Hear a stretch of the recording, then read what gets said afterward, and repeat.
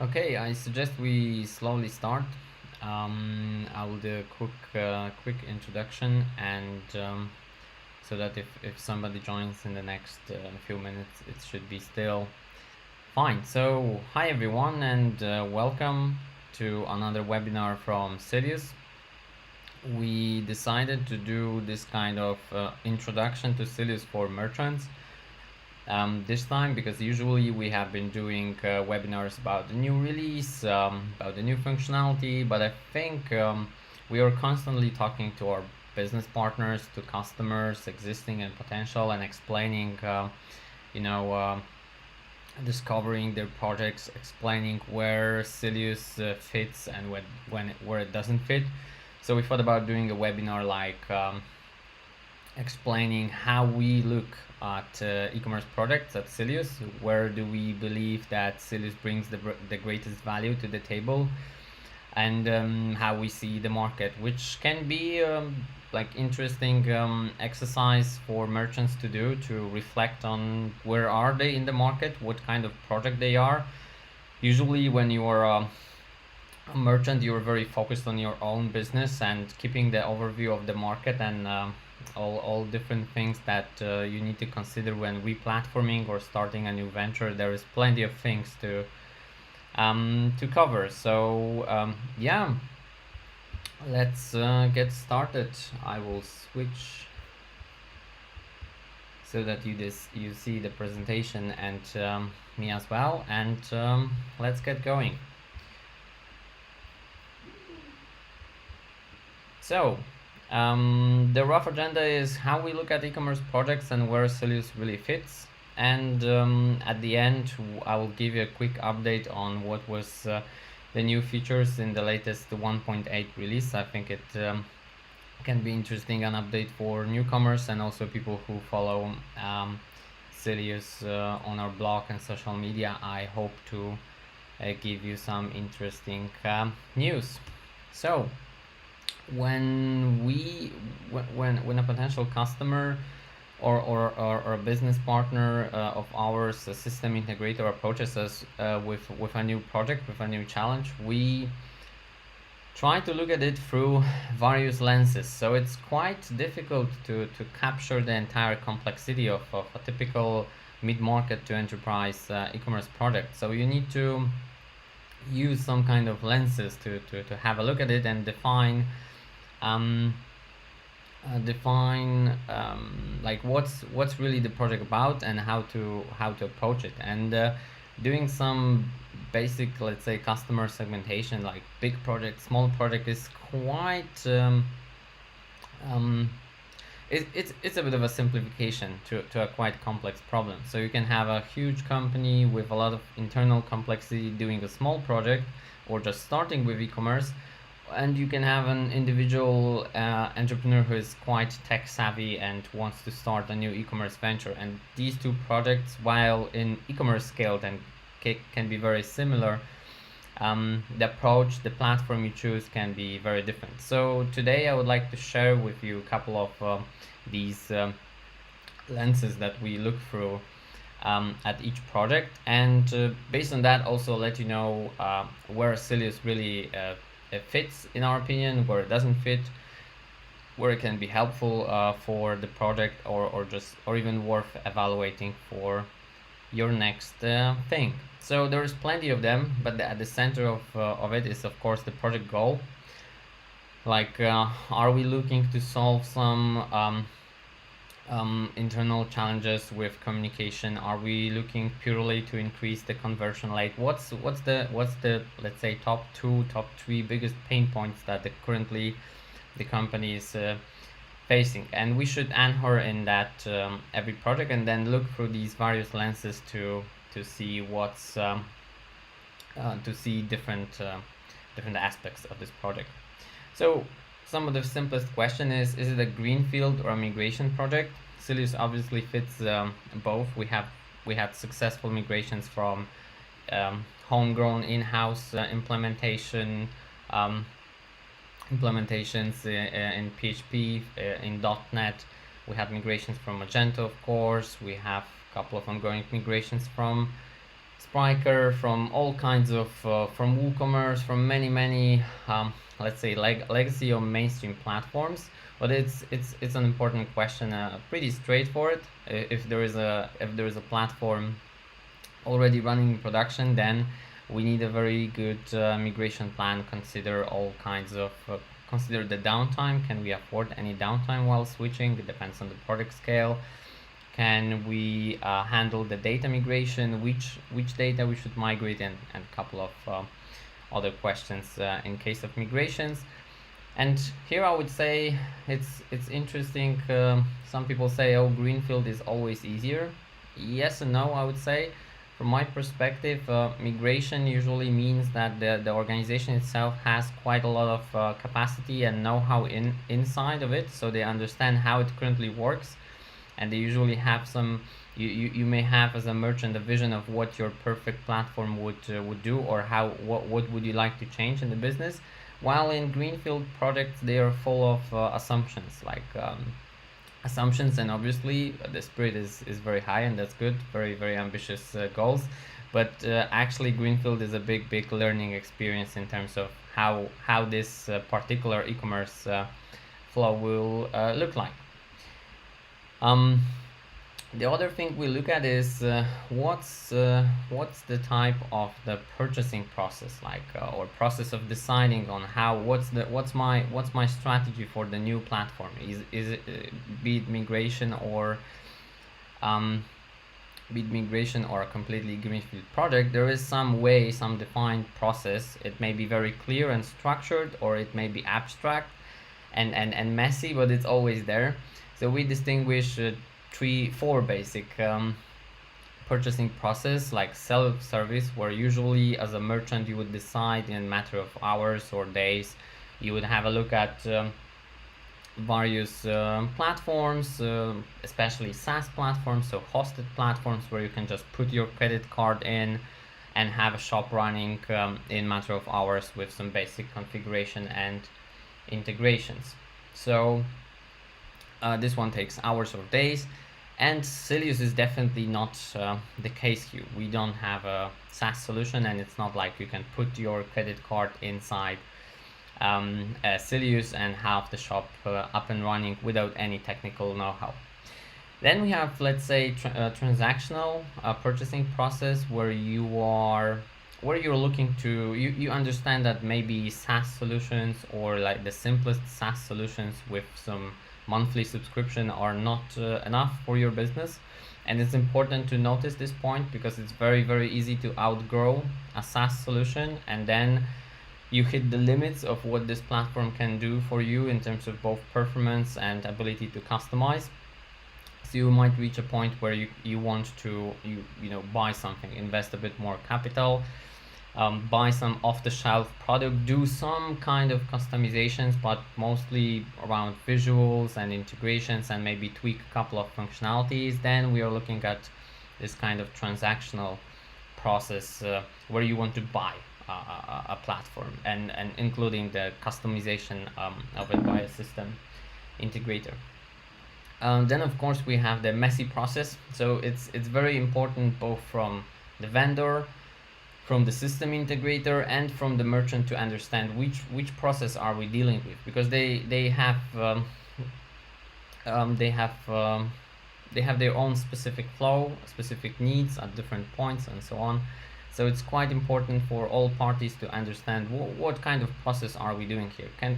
Do we want to just compare, let's say, Sylius to 2 other platforms, pick the one with the most optimal price and delivery time from the system integrator, and get the project going, which is possible, and it happens often. But in case of Sylius, mostly we are looking at, we call it enterprise purchasing process, where really it's also an effort, and it needs to be a reasonable effort from the merchant to really pinpoint the problem, gather the requirements, figure out the process, how they will evaluate, and how you will decide about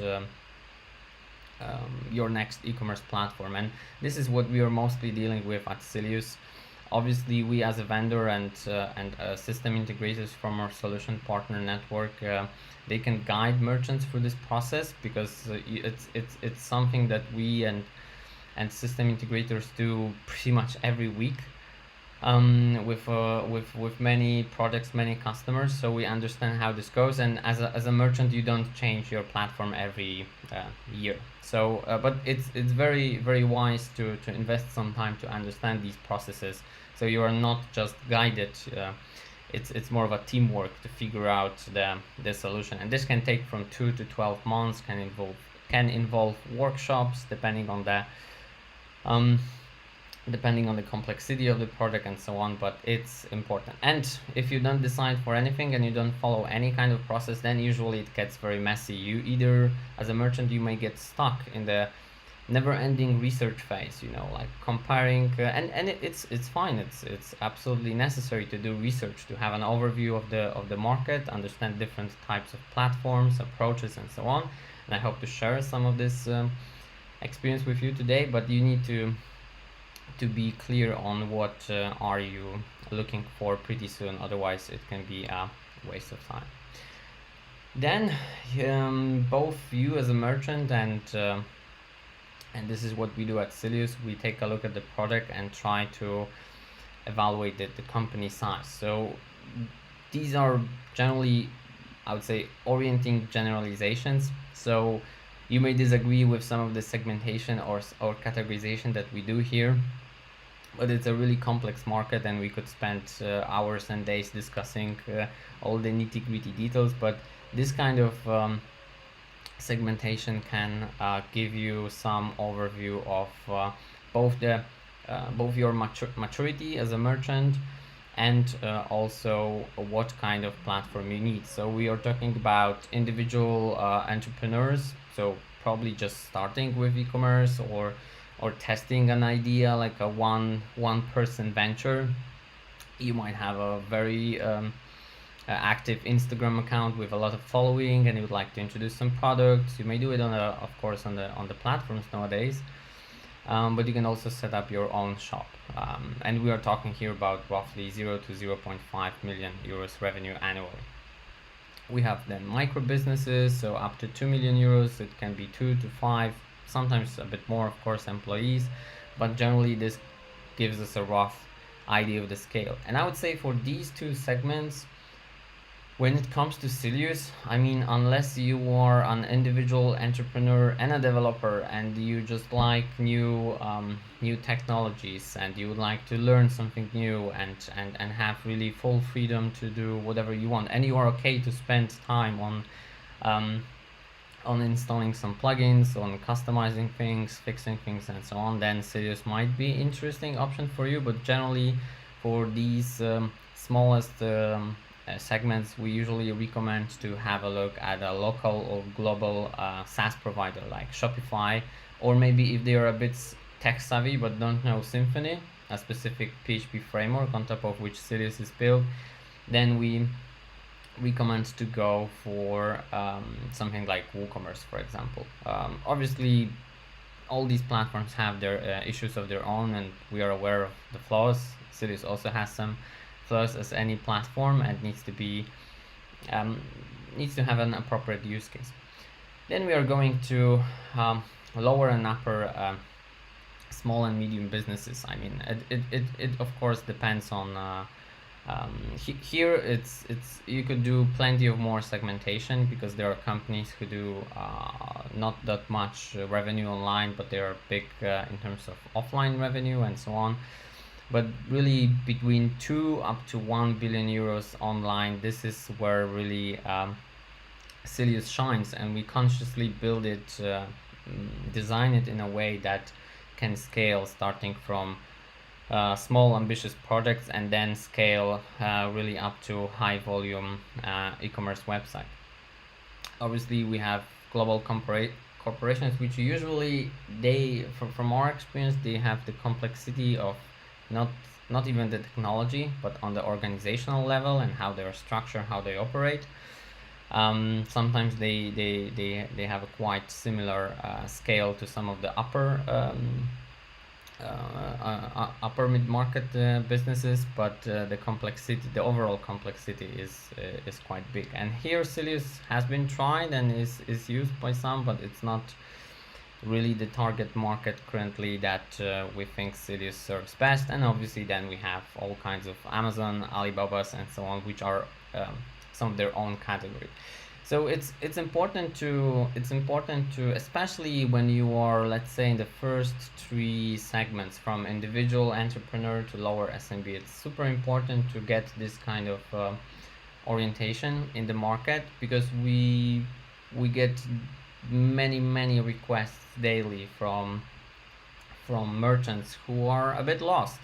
So they sometimes are in, let's say, 1 or 2 million euros online revenue on a SaaS platform, and they are exploring, the wide range of market, but sometimes they compare, completely different the platforms from two edges of the spectrum. So some sales commerce cloud solutions super heavy with open cart and WooCommerce and so on. So it's important to get this orientation. Then we can think about the business model. So you can have B2C, B2B, C2C, B2B2B, and B2B2C marketplaces, and probably a few other combinations. But from Sylius perspective, we are definitely most useful to B2C companies and anything that is more custom, like B2B2C marketplaces or B2B2B marketplaces, because these projects usually have quite a lot of custom requirements. Even though they want to rely on some out-of-the-box solution, and usually it makes more sense than starting from scratch. It's much better to start from some kind of a framework, just like Sylius is, and then evolve the platform towards homegrown, customized solution when you can really afford it and when you really need it. The reason why I say it's more towards B2C is because of the out-of-the-box functionality. So we provide most of the functionality that you would expect from an e-commerce platform. Let me show you. From a B2C e-commerce platform, so you can manage the catalog, you can manage sales, you can manage your customers and organize them in pools. You can manage marketing activities and do all kinds of configuration about currencies, zones, languages, and so on. So functionalities like managing return requests, even if you integrate them with your external ERP or CRM system or anything that anywhere where you would like to handle these, Sylius provides this structure out of the box. So you can either use it and manage it directly from the administration panel, or you can integrate it. Now, when it comes to marketplaces and highly customized projects with custom business models, this is where Sylius really shines, because all of this functionality is not built for small and standard shops where you click through things. All the stuff that you see here in the administration panel can be customized and adjusted from the perspective of developers. So that's crucial for this project, because even if we take B2B, if we take B2B projects, they very often have around 40 to 50% of customizations needed. So sometimes the benefit of having a full-blown out-of-the-box B2B platform, which are now appearing on the market for quite some time already, can be really not that much beneficial, because you need to customize and work around them anyway, because each B2B e-commerce can be very unique. When it comes to B2B2C and B2B2B marketplaces, this deserves a separate webinar because the complexity of this project is very interesting, but we have both models successfully implemented on top of Sylius with custom development. Now, interesting thing we look at and you should think about when picking an e-commerce platform is something that is very often overlooked. We focus very much on the technology, how it's structured, what it can give you, what kind of features can give you. But behind every platform, there is some, let's say, philosophy about not just software and how it works, but also how people interact it and how the software interact with other systems or maybe with other teams. And nowadays, we try to segment the merchants who approach us, and based on that, like qualify what kind of help we should offer them, because sometimes it's not even the issue of technology. Like the technology is there and it just needs to be set up, customized, integrated, and so on, which is not the trivial task. But very often it's about how even mid-sized companies are structured and how they function. So I encourage you to explore this perspective. You could see we start to see some patterns in how companies and organizations in general function, how they organize, how agile, autonomous, and aligned they are on both individual employee partner level and also on the team level, and this very much affects the software you will get as a result of your project. So usually there is a lot of work about transforming how this company really functions, not just what kind of software it uses. There are issues about communication between departments. There are problems in the information flow, and you cannot really solve that just with software alone.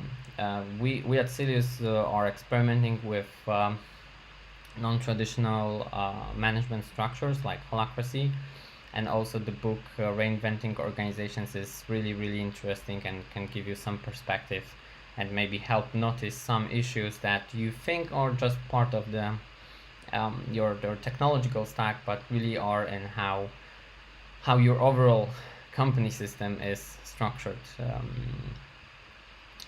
So there is this Conway's law. It's quite interesting. It says that any organization that designs a system defined broadly will produce a design whose structure is a copy of the organization's communication structure.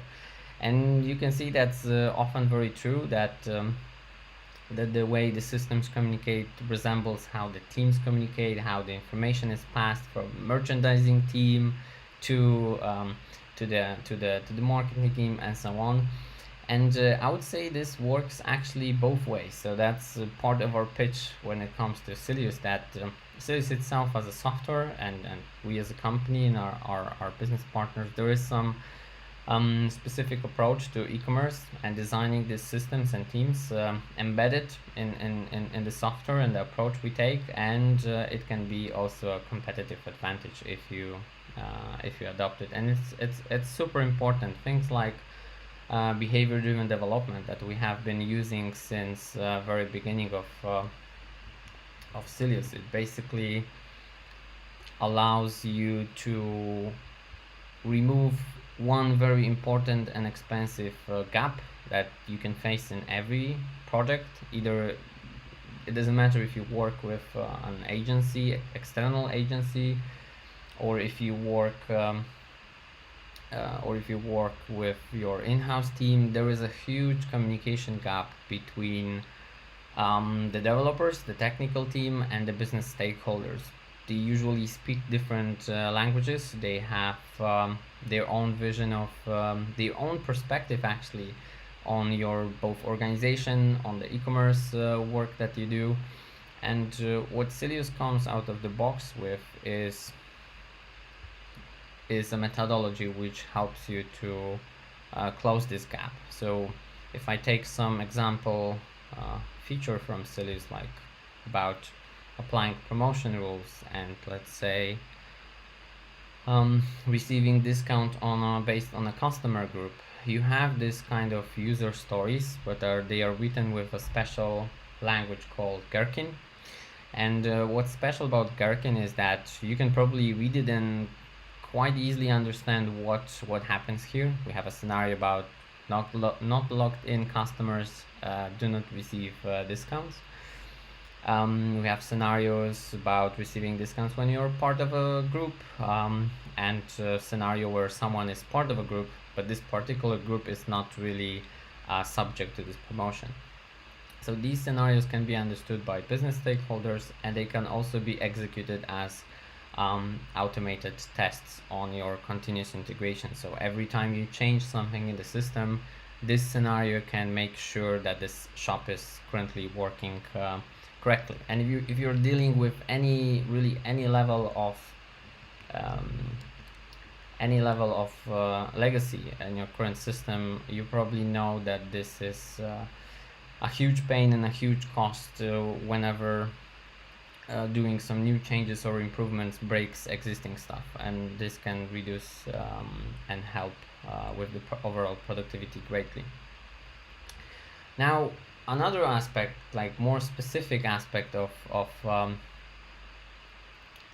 what needs to be thought about when approaching an e-commerce project from all perspectives, from perspective of the merchant, system integrator, and the vendor of the platform if it's participating in the project, is the overall digital maturity of the company behind the product. So a very simplified version would be that when it comes to low digital maturity, we generally talk about companies who don't really have many internal they don't have internal technical teams, internal developers.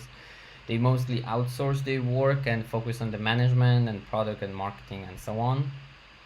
They maybe even don't have a dedicated merchandising team, and they don't have multiple systems. They perhaps rely on a big monolithic system. Then as we go to the medium part of the spectrum, you maybe have more let's say more digital teams. You use more software, you have worked with agency before, you maybe have a small team for the maintenance and some developments of the platform, and you understand how these systems work, how to implement them, how to maintain them. Even the basics is already good. The top, we again go back to companies who have categories of their own: Zalando, Amazon, Alibaba, and so on. They have internal innovation, internal technical leadership on the top level. That's why they are the top e-commerce players. So where all this, where Sylius fits, I would say between medium, and we like to say that in the long run it can get you to the top because it can help you build the in-house know-how and in-house capacity and knowledge to start innovating internally and come up with your own really unique solutions when it comes to e-commerce platforms. But I would say, for even if we are talking about a big company who has quite a lot of capital available, and they have ambitious goals, I would still we need to hold these categories quite lightly because the world is far more complex than just this. But I would say considering a SaaS solution or considering a full outsourcing to the agency is a very good idea to start building this internal capacity, because it takes you can't really you can invest in consulting, coaching. That's a big part of what we do at Sylius, and our solution partners also do. Apart from developing shops on top of Sylius, they also do consulting and help you digitalize your company. But it's not something that you can really pay a specific amount of money and get there in a month or something like that. So again, Sylius is most suitable to companies who are more in the medium and going higher when it comes to digital maturity. We have projects that have that are being developed or have been developed completely by in-house teams with just some training and support from our side, and we have teams who completely outsource it to our top partners, the whole development, and just focus on the product management. And we have projects which mix these two approaches. So let's say 2 or 3 developers from our solution partner joins the in-house team to inject a bit more of Sylius know-how and experience from other projects. Yeah, and when talking about the team, also one of the most important questions is what's reasonable with the current capacity, because often, and this usually comes from maybe lack of experience, but it's often the requirements are often a long list of features, and it's completely incompatible with the budget and the current capacity. So it's very healthy to have this conversation and really challenge what can be done with current capacity. Sometimes it's the way to get to this ambitious goal is to start small and grow step by step, instead of trying to squeeze a huge project into short time frame and capacity. But that's pretty obvious for anyone who implemented an e-commerce site already. And when it comes to another aspect that we look at is where is this e-commerce project currently selling, and this is a spectrum from local to global. And the way we design Sylius is that you can start really small with a single channel. A channel is a concept that can have a different domain address, it can have multiple languages, it can have currencies, different payment methods, and so on. But it's perfectly fine to start with one language, one currency, one channel, and then grow as you scale and expand to different markets. But generally, when it comes to where Silus is mostly used, where it's fit, it's really either big local shops or international shops. And we also have a couple of global projects who sell in different regions all across US, Europe, and Asia. And you can have localized payment methods depending on the channel. You can have different shipping methods as well that are connected to a specific zone. The concept of zones is quite interesting. We have it's not really the way you structure it is first you define what kind of zones you're operating with, and this can be a single country, a group of countries, or a whole region, like EU. And afterwards you really attach them to different shipping methods, payments, and taxes. So it's pretty flexible system that can be extended and customized.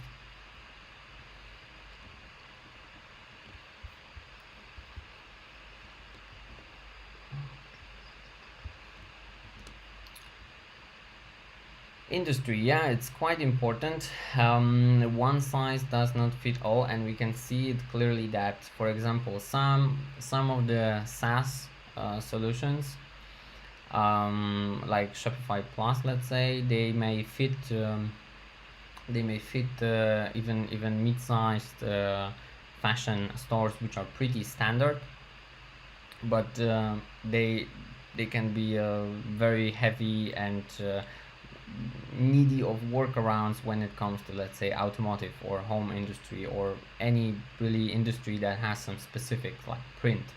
So it's also very important to consider and look into how vendor is positioning the platform, how the agency is responding to these kind of questions, like with industry specific things. I think what is interesting here from Sylius perspective is that we try to understand all these different industry and business models, like B2C, B2B, and extract. It's a lifelong mission, so it will take us some time to get to the holy grail of really mapping the whole commerce process, but right now I think we have successfully extracted a lot of common patterns that can that happen in all kinds of models and all kinds of industries. So we provide a basic product structure, which is basic in a sense that you would expect from any standard e-commerce platform. You can have different options. You can choose these options in various ways from the customer perspective. You can manage the variations. You can generate the variations and so on. But this doesn't stop here, because thanks to Symfony, it's very easy to customize this structure and add your own levels. It can be something below the product variant, or a specific customization for, let's say, a printing business. We have some projects with really custom product structure, like print o'clock, where you deal with really millions of combinations. They are luckily not generated upfront. You can do them on the fly. You can extend the both order and product structure to cover all kinds of product configurations, not just sizes and so on. Although capturing this out of the box in a generic way is quite difficult, so we always try to cover the customizability aspect to cover for these use cases. Now, coming to one of the key points of this webinar, again, we will be probably organizing a couple of other webinars specifically about headless approach and different architectures, and to dive deeper into these topics, because they are exciting and very useful for modern e-commerce projects. But I wanted to give you a quick overview and perspective on what is headless e-commerce and what Sylius is doing about it. So if we look at traditional e-commerce, going back to the first transactional website of Pizza Hut, which was one of the first e-commerce sites in the world, you had a user like me sitting now in front of a computer, opening the browser, and the browser was connecting to the server, and on the server side everything was happening inside either the ERP, if we go really back in the past, or in the shop system like Magento or PrestaShop. So the system was handling product information, warehouse information, customer information, how the shop functions, the checkout, what kind of products are there, and the payments, and how it looks and how it feels and how it renders. So it was all interconnected. So the way that developers implemented the checkout affected how it looks. Like the logic when recalculating prices or the flow of the steps, this very much imposed how these shops behave on the outside, on the surface. And this is still a perfectly valid way to build a shop, especially if we are talking about the smallest shops. It's the complexity of a simple B2C store has been, let's say, figured out. When I say simple, I mean really simple, and can be offered as SaaS products on a monthly subscription and so on. But as you grow, things get more complex than a simple shop. That's why you rarely can rely on a SaaS out of the box solution. So what Headless does is it separates the front end of the shop. It separates the interface of the shop from the backend logic. So what it actually gives you is more freedom on the look and feel on the shop, and more agility on how fast you can change. Because a change in the interface doesn't always require redeploying, customizing, upgrading the whole backend thing. Usually a headless e-commerce platform would just expose an API. An example would be the API that we provide at Sylius, which you can find the documentation on our website. If you go to sylius.com/demo, you will find a link and you can even play with it live. But basically what Sylius exposes is a set of endpoints that allow you to, let's say, pick up a new card.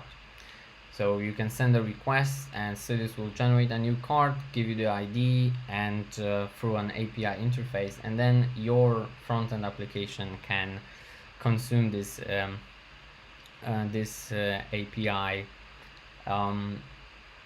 really not worrying how Sylius defines the front-end view. We of course provide a standard, more traditional server-side rendered thanks to Symfony interface. So it's perfectly fine to start from the more traditional approach, but more and more projects, and to be honest, thinking from the top of my head, I think most of, if not all, new projects and new customers that we have start with the headless approach, because the freedom to structure your front end separately from the backend logic and separately from all the complexity that comes from the need to integrate with ERP, CRM, and so on is really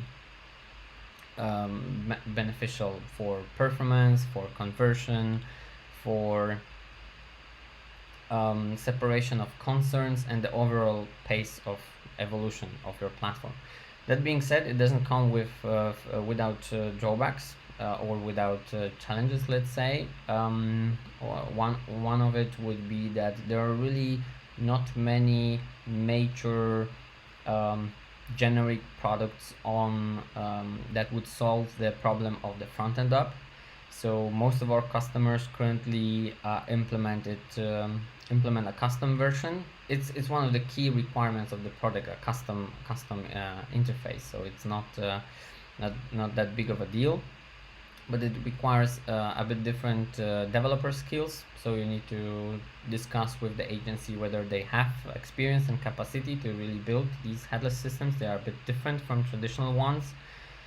Sometimes the same developer cannot work on the front end and back end. You may even end up having completely separate teams for that, which in the medium and large scale has a lot of benefits. What else? Yeah, so I think the main challenge is that there is not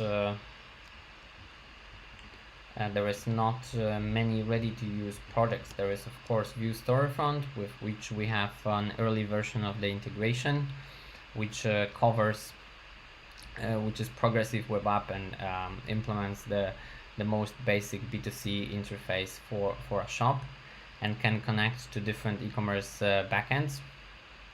But it's not like all these products are very mature. There is a lot of competition going on, a lot of new products popping out, but it's a very interesting trend, and I wouldn't say a trend. It's something that is tested with success in production. It's just not that mainstream yet, because it like I said, it brings a bit of complexity for both medium and large projects, but the benefits outweigh this complexity.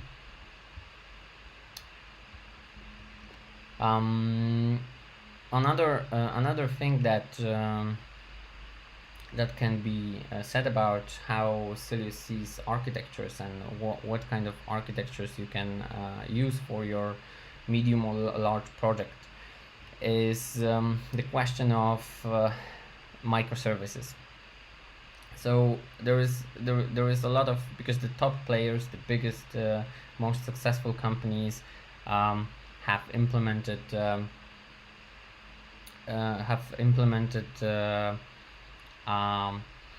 microservices architecture, and they're very proud of it, and they share the insights, and this is fantastic for other and for the rest of the e-commerce market. But there's a couple of things that need to be said and really approach these two architectures reasonably. microservices usually deal with hundreds of engineers. They are very small applications that solve just a small bit of business logic, and they can have their own business logic, their own data, their own dedicated team, or maybe couple of or maybe one team can maintain a couple of microservices, but it really solves organizational problem to some degree, not just technology problem. So it's important to notice to note that. And before jumping head in to migrate from, let's say, outgrown SaaS solution or an in-house big monolith straight to microservices, this is very tough project and very risky.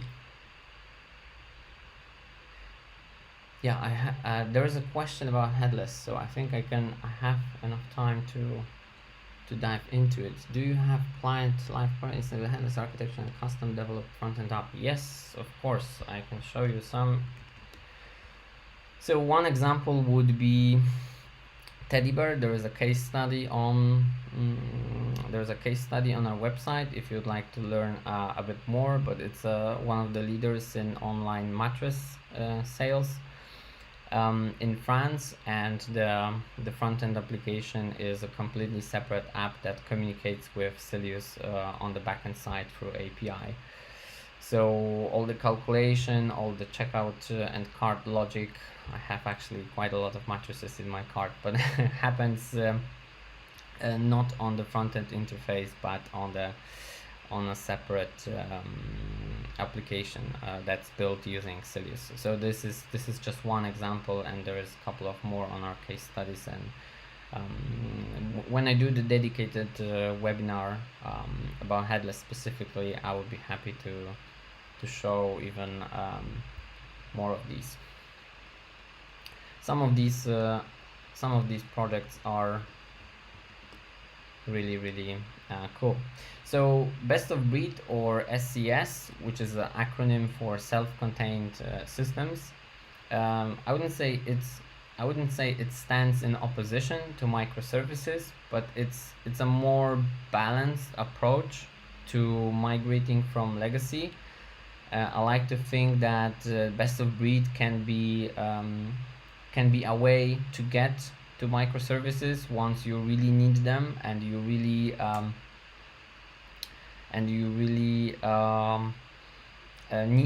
you can handle, and you need the complexity of microservices, because self-contained systems are more in opposition to monolith. So a monolith would be an application that has a lot of different business domains: product information management, cart management, promotions, custom pricing, and many domains. E-commerce is probably one of the most complex domains you can imagine, because it deals with exchange of value between people, and you have so many ways to do it, so many models: rental, sale, subscription, and so on.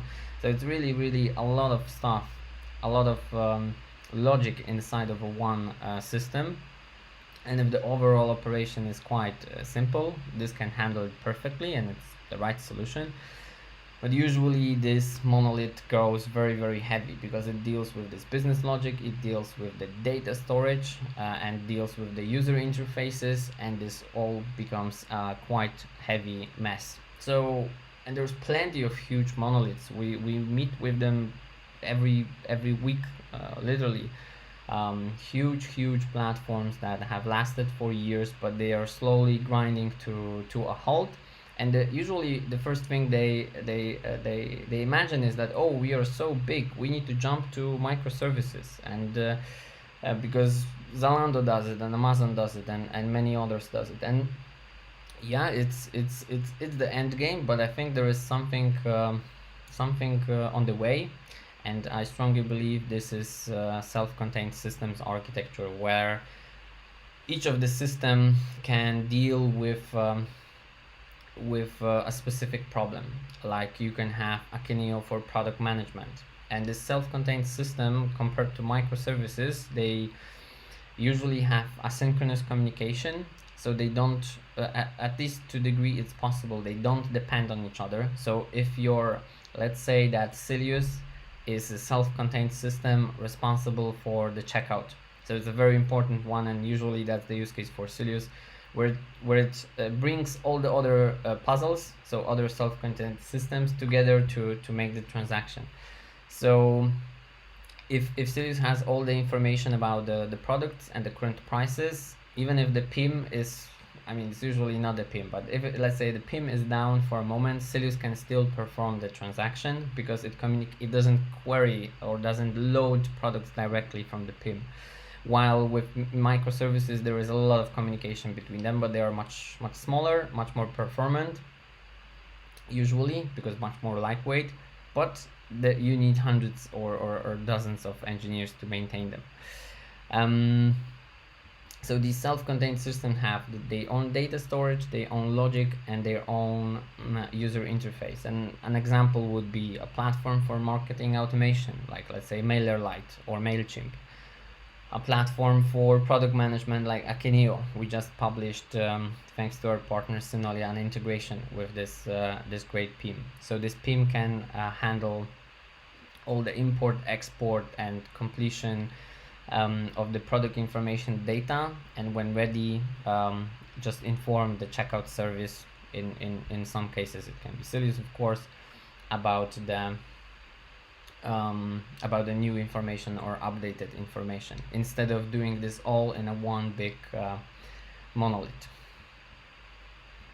So you can read more about the if you are into technical details, you can read more on the scs-architecture.org. It explains very well the differences, and I think shows a very healthy and reasonable perspective on architecture that can be successfully implemented and has been successfully implemented for medium and large e-commerce site before they jump on the journey of the services, microservices. And what's important is that it's much easier to break a self-contained system into a couple of microservices when there is organizational, because of developer team structure, or performance reason to do that. It's much easier than breaking down a huge monolith directly to a set of microservices. So I encourage you to explore it, and I hope you learned some new terms, because there is plenty of these ideas running around, but I think best of breed and self-contained systems are the best, let's say, the description of the architecture where Sylius really shines and is successfully used. And last but not least, things to consider is the hosting model. So you can have a SaaS solution, which is software as a service, where all the server management and a lot of optimization and maintenance is happening by a third party, by the vendor of the platform. You can have platform as a service, which is something in the middle. You still get a lot of freedom to customize the environment, but not as much freedom as on a self-hosted solution where you have full control. Although obviously going from the left to the right is usually the most expensive. You need system administrators, you need dedicated people or very skilled DevOps to maintain, upgrade, and maintain the security of the system, but you have full freedom to do whatever you want and host wherever you want on various cloud or even on-premise. If there is a business requirement around the data, for example, while on a SaaS you really don't have much of it, and you need to rely on the capacity that you get out of the box. So Sylius can run. Sylius is not a SaaS. We don't offer a hosted solution right now, but there's a couple of companies like Platform SH and Google Cloud or Heroku where Sylius can work really well as a platform as a service. So you take off a chunk of the work around maintenance of the platform to the third party, but you still have quite a lot of control around it. And of course self-hosted, where you can use Docker or Kubernetes to manage these Sylius on your own on your own setup with infrastructure from Amazon, let's say. So this is where we are in the market if you're hearing about Sylius for the first time and have been wondering.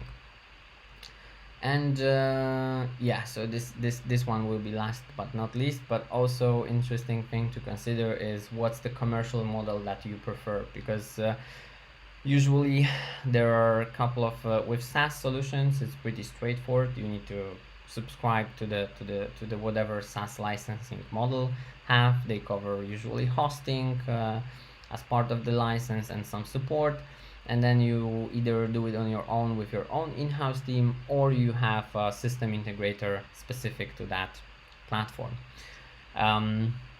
With open source, and so this is open source platform, you have at least two options. You can go for usually there is dual licensing model. In case of Sylius, it's similar to other platforms, so, and you can start on the standard edition, which is free on, and you can use it on your own. You can download it, install, test. That's usually what our even the biggest customers do, is that before they subscribe to the Plus edition, which is commercial, vendor supported, they test the drive, the open source version. They do a small hackathon, or the agency is doing the proof of concept. I mean for really bigger projects. But when the project starts, you may want to rely on the support of the vendor through all kinds of services like coaching, consulting, training, that can be combined with the services of the agency. It's not necessary, and it depends on the project, but for strategic projects it really helps to get the design right early on and be in touch with the vendor team that can help. I see we actually are running out of time. So what I will probably do is maybe squeeze the latest updates about 1.8 in another webinar. I'm really passionate about this stuff I was talking about, so it took me a bit longer than I anticipated. So I will share some links if you're really anxious and want to see what's the latest and greatest in 1.8. But otherwise, I hope you had a good overview of how we see e-commerce products and what Sylius is about, and what kind of features you can expect. You can sign up for you can use the public demo on our website. If you go to sylius.com/demo, you can access the public demo and play around both front end, back end, and the API. And if you would like to explore the Plus edition, that comes with a couple of additional enterprise features like multi-warehouse or return management or permission and roles management for the administrators, and the latest edition loyalty system, you can sign up on the forum, and one of our advisors will get in touch and schedule a call where we can discuss your specific project, look at it through these lenses, and figure out whether Sylius is really a fit for you and will help, and what kind of approach can be suitable for your project at this stage. So thank you for today. I hope you enjoyed, and see you around on GitHub, Twitter, Slack, and hopefully another webinar soon. I hope it was interesting for you folks. Have a great day. Bye bye.